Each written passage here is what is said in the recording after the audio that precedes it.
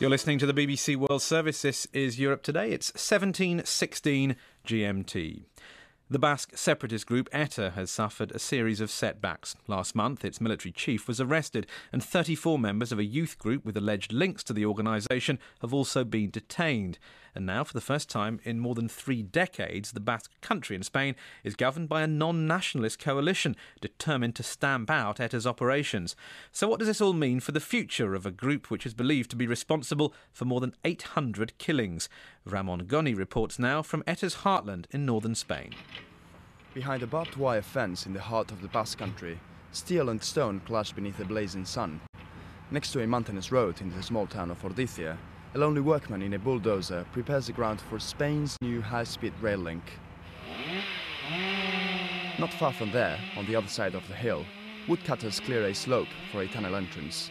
It's a dangerous job, one which could cost them their lives. But it's not the safety of the equipment or the terrain which poses the risk. It's ETA, the extremist Basque separatist group, which is trying to stop the project. And it's already killed to do just that. José Miguel Santamaría is the town's mayor. He says ETA undermines any major development in the region.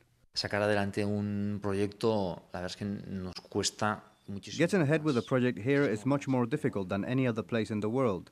They are always against every project. They have consolidated a no culture, no to progress, no to all the big projects. And we have an additional factor here, a gun on the table. ETA killed businessman Ignacio Ria, who was working on the railroad almost a year ago. In Azpeitia, 30 kilometers away from the construction site, a silent ceremony in Ignacio Ria's memory takes place on the 3rd of each month.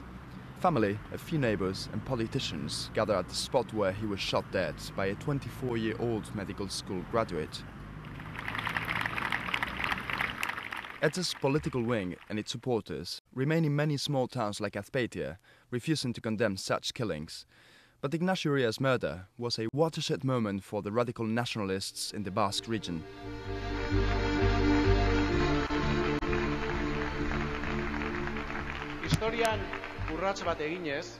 A new separatist political party, Aralar, attracted many radical nationalists voters in regional elections earlier this year by denouncing ETA's violence while still opposing the train. Miquel Basabe is one of Aralar's Basque MPs. Since we founded the party, we have always defended the fight for the Basque Country's independence, but only on the political premises. We think there is a possibility to keep working for self-determination. But for people like Luis Mendizabal, the dead man's cousin, a new political shift among some radical nationalists towards non-violence offers little comfort.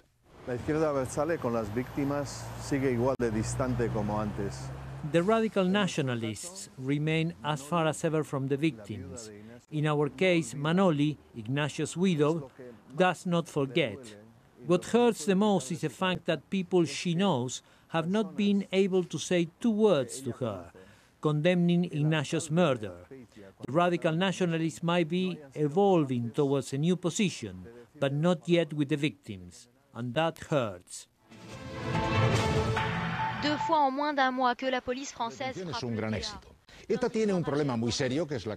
Closer cooperation with France, which borders the Basque region, led to the widely publicized arrest of ETA's military chief. And ETA's political leaders are in prison for trying to rebuild their outlawed party. For the first time in more than 3 decades, there is a non-nationalist Basque government. It's cracking down on ETA by strictly enforcing terrorism laws, and it's trying to wipe out any signs of ETA on the streets by banning their symbols and propaganda.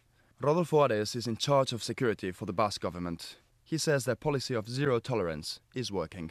In the Basque Country, the democratic process is standing firm now, and there is a zero-tolerance policy with the people giving shelter and condoning terrorist violence. This is what every democratic government would do under the same circumstances. Our towns and city streets have to be used for living together, for freedom, and not as a stage for protest and violence. We're at the end of the tunnel. ETA is weaker than ever.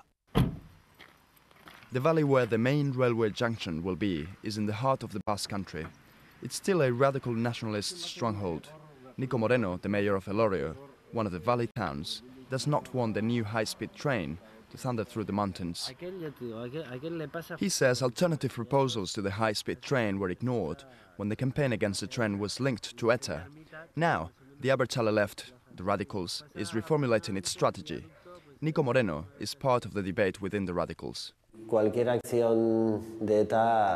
Abertzale left has always analyzed ETA's actions in order to define what influence ETA has and what they can generate as a result. What we have said in the media has been able to take the debate into account and also to give ETA a hint of what the future behavior of the groups against the train might be. That debate is taking place, but I can't talk about it.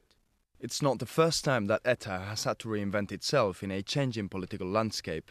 It started with a group of students frustrated by their parents' apathy toward the Franco dictatorship before adopting violence to push its message.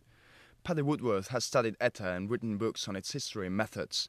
He says no matter which way the radicals move, ETA will remain. Perhaps ETA doesn't really care that ETA, as long as it has 200 faithful followers that are prepared to go out and die and go out and kill, it feels that it will always be able to recreate a political movement. A recent poll reveals that 15% of Basques between the ages of 12 and 16 neither condone nor reject ETA's actions.